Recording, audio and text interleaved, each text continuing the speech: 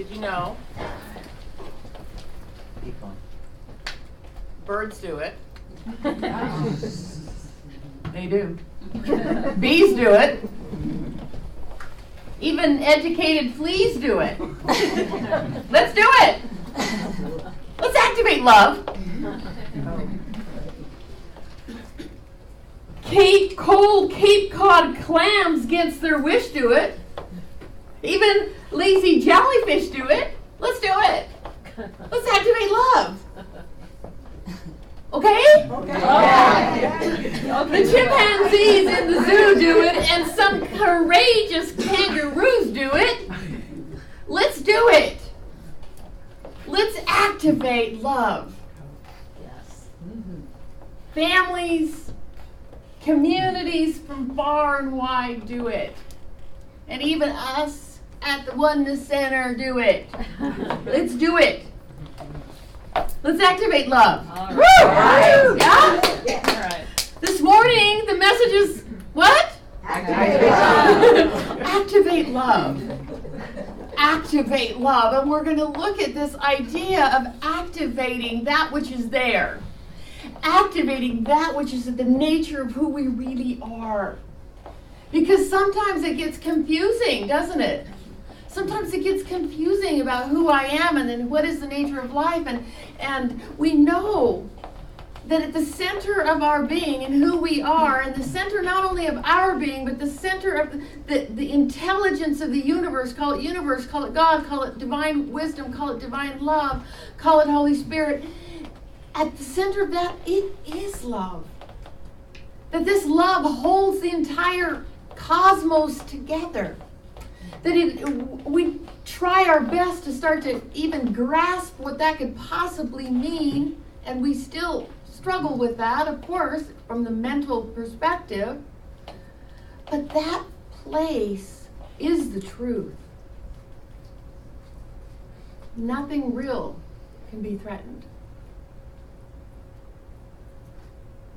We look at this idea of fear and love, right? And all of us experience this whole line of experience on earth, fear and love.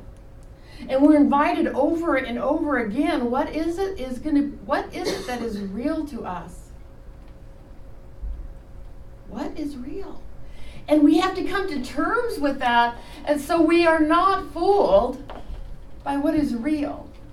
Because there are many voices that declare that fear is real, and we must protect ourselves from fear.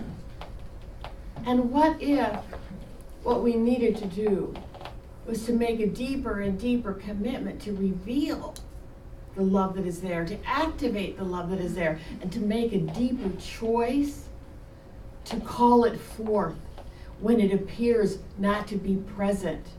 When it appears not to be present in the world of circumstances. When fear, and our fear arises in the middle of all kinds of circumstances, that we can come back and activate what is true, activate what is real. What is real is love. It's February. We always talk about love in February, don't we? Valentine's Day and everything. The whole world looks at love, but we're not looking at romantic love so much as we're looking at a deeper love. And how is it that it can be activated in us and therefore begin to shift the world around us that we see? We are here to be bringers of love. We are here to be activators of love. We are here to activate that. Now, love doesn't always look like, pretty little thing.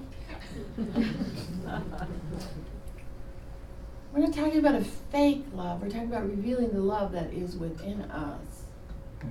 Right? And that's a power. So let's look at something today.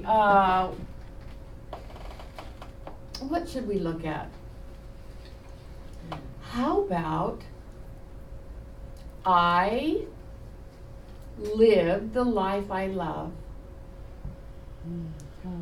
because I love the life I live. I live the life I love because I love the life I live. That's not conditioned to say, well, when it's working the way I want.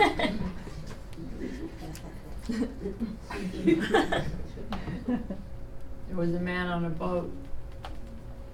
And he was out sailing in the waters. And another boat came towards him. And it was coming straight on. So he's out in his boat and he's waving. And he's like, see me, stop, turn. He realizes the guy's coming straight towards him. And he's like, oh my gosh, he's not paying any attention. And he's trying to get away. And pretty soon the boat crashes right into him. Oh my gosh. So he gets out. I don't know how, but he does. And he looks to give that man a piece of his mind to see who's driving that boat. And the boat is empty. And there's nobody in the boat.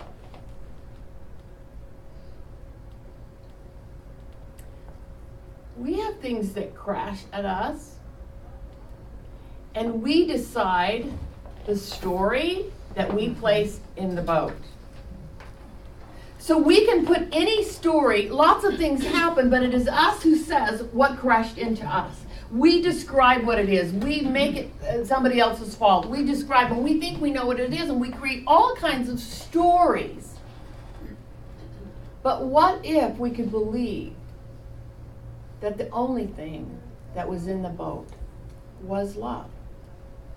If the boat is empty, if the circumstance is empty, and we in turn describe what it is, wouldn't it be nice if we could say that boat brought me love?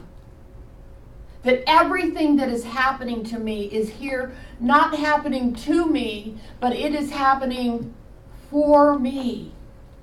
That everything that is coming, everything that we are exposed to, everything that we are experiencing, can we call forth and activate the love, knowing that something good must be coming from this.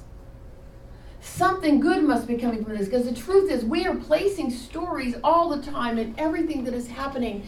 And the way that we describe the stories, the way that the story that we tell will determine the experience that we have. I have a friend, and we were having coffee the other morning, and she was telling me the story of her and a relationship with her adult son. And she was saying how, they had such a struggle. They, would get together and have nothing to talk about. And she always had this story about him and how they were so different and how he struggled in his life. And she had all these stories about who he was. And then one day she had this, awakening. She was studying the Course in Miracles, of course, right? About forgiveness and about love and letting go of the fear story and letting go of that. And she decided to let go of every story that she had about her son and to become empty and to become curious about who he was. To become curious at who was sitting in front of her. To allow him to reveal whatever he wanted about himself, to let go of the story completely and to become curious about her son. And she talked about how the last time they got together, that it was absolute magic. And how he opened up to her and talked to her, and how his primary relationship was there, and she opened up to talk to the mother, where before they didn't even hardly talk to her. And how everything had been transformed because she was willing to let go of the story that said she knew what was happening. So letting go of that story begins to help us to activate more love in our lives. So the first thing I would like us to look at is to starts with a reframe. That's what I'm talking about, right? I'm talking about reframing, right? Yeah, so we can reframe. I love this from Father Pedro Arupe. Nothing is more practical than falling in love with the infinite and the absolute. What you fall in love with seizes your imagination and will change everything. Now,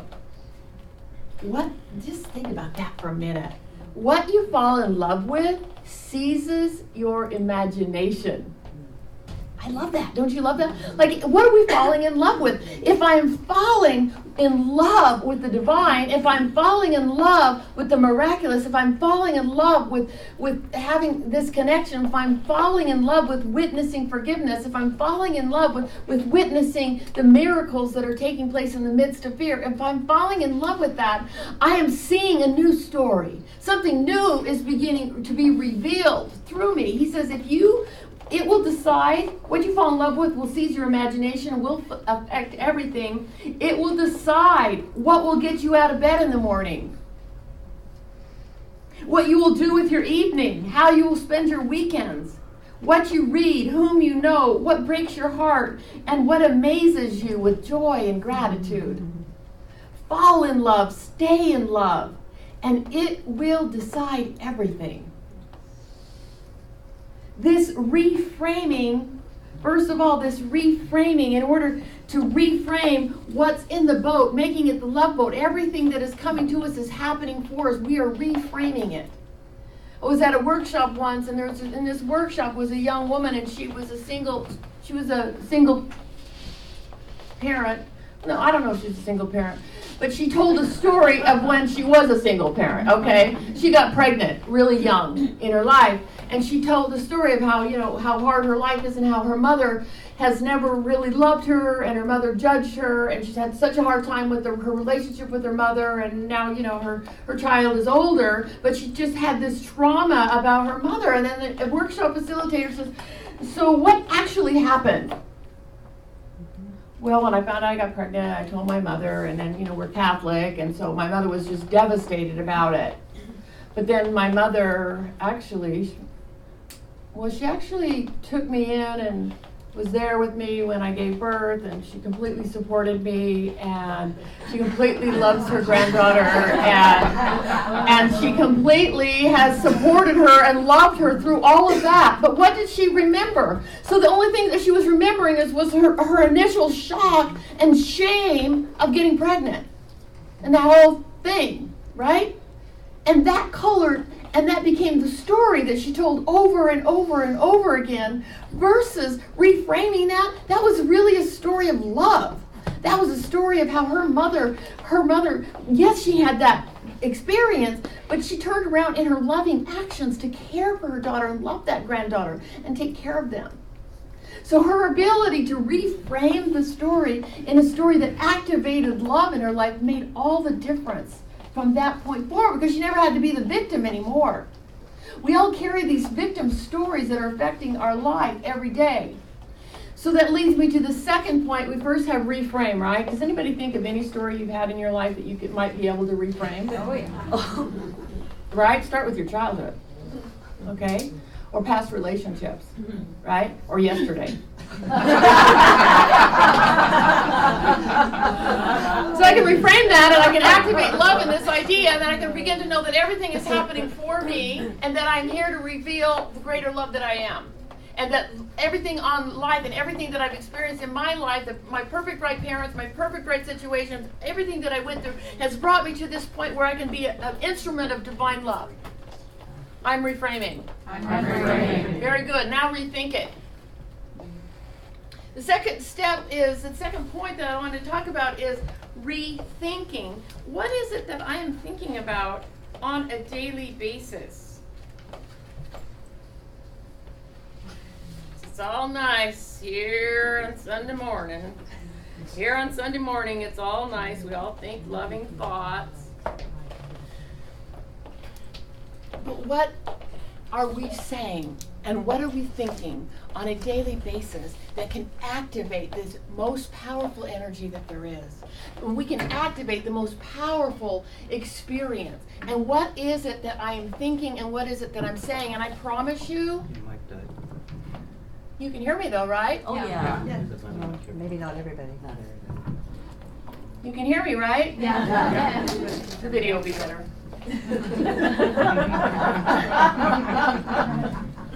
Where was I? Oh yeah, we thinking. Like, what are we thinking? Oh, I promise you, you don't want to miss this.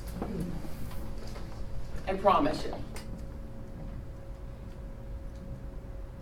unless we are making a practice and reading and contemplating and consciously looking at love, we will be taken down the river of the most dominant consciousness.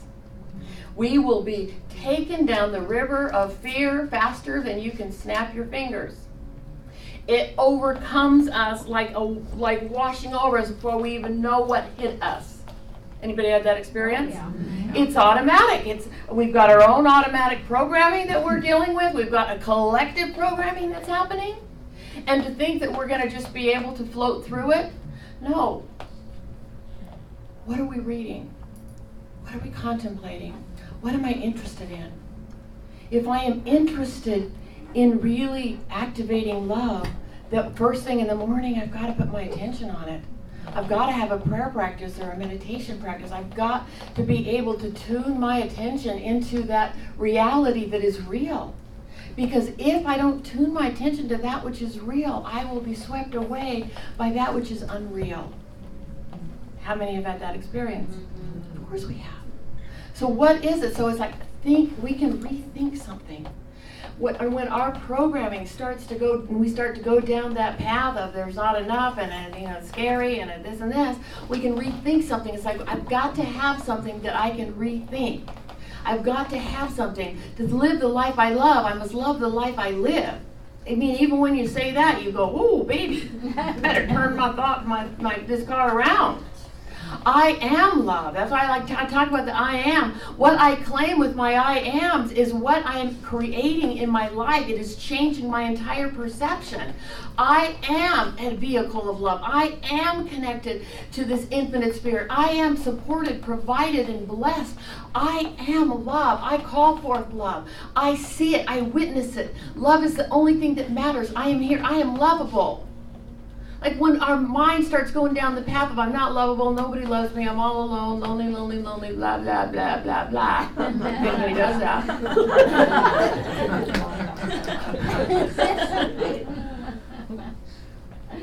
If we don't want to create more of that, then we learn to rethink. We learn to wake up to the divine authority that we are, that knows that the entire universe is standing behind our attention. The entire universe is standing behind our attention, looking out of our eyes, and we're determining what it is that we look at. And we have the opportunity to re-look and to claim and to go that even in this, love is. I am supported. Rather than looking what I don't have, how about I look at what I do have? How about looking at all the blessings and all the love? Look around this room. I got so many lovers, I can't even stand myself. Right? Like, it's so wonderful to be loved and so wonderful to give love. Right? We are here to activate and to remember that I am love and I am seeing love and I'm experiencing love and I'm giving love, and I let go of my demand and my attachment that has to come through a certain person or it has to come through a certain way.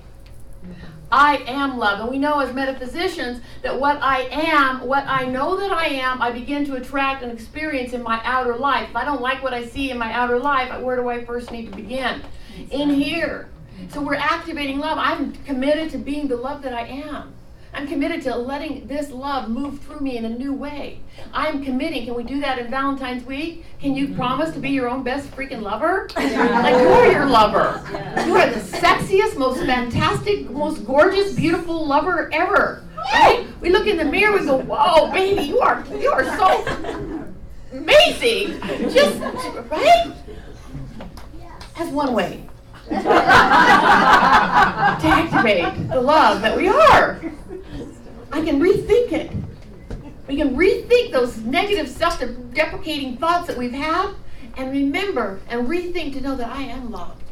I am living the life I love because I am loving the life I see. I am living the life I love because I'm loving the life I see. Can you imagine going through life? I'm living the life I love because I'm loving what I'm seeing. I'm rethinking that now. Awesome, you guys are good. And then finally, Yes, we are. Yes, you are. That's right. Okay, the next one is repattern. You notice they all kind of sound the same? Right. 3 is repatterning. In other words, we are using love in every single area of our life. I'm going to read this one quote from I Am Discourses. Love is the first principle of life and may be generated to any degree or without any limit whatsoever for infinite use. Generated is the word I'm inviting us to look at. Can be generated. Such is the majestic privilege of the conscious use and direction of love. The conscious use and direction of love. When I say generate, I mean the opening of the door through conscious devotion to the outpouring of this exhaustless fountain of love, which is the heart of your being, the heart of the universe. Students, by contemplating this infinite power of love, they become such a fountain of its outpouring that its conscious use and direction may be in our use.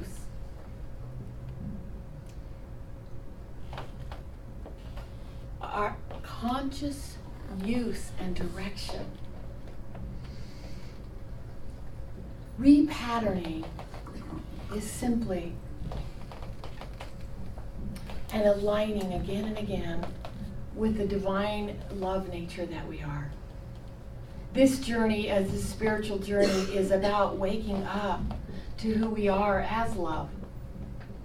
And as the more that we wake up to who we are as love and begin to have a glimpse and to touch the hem of this consciousness and to touch this love, opens our ability to be a director of this love, to make a difference, not to just sit alone in our house, in our loving space, which is so nice. I love that part. But yet, we're called to be an instrument of this love and to be a power of this love. And everybody's love expresses in different ways. It's love in action. God in action is love in action through all of us, standing and declaring and acting as we're called to act and being who we're called to be, so that we might be an active principle for repatterning all this old blah stuff and be an active principle in not only declaring but being an instrument for where love dwells. And we don't know how spirit, your own higher self, is guiding you to live that out and to work that out. But I promise that what we direct our love to changes the very atmosphere of possibility. A miracle is when we see something new. See, because I have this great teacher here, it just comes right out. The Course in Miracles is so wonderful. And Grace here, raise your hand, Grace. Grace is the Course in Miracles teacher, and she's going to be teaching here at the Temple of Light coming when? First and third Thursdays. First and third Thursdays. So she's going to be here, beautiful teaching. So we are called to activate the love that we are. And it is a unique expression through each of us.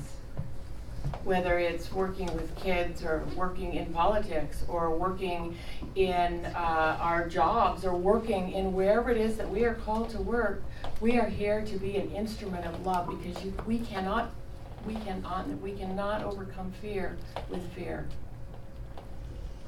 We can overcome fear, we can overcome an illusion which is not real, only with truth.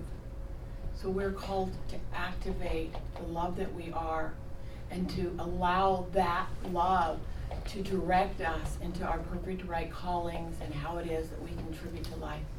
I am love.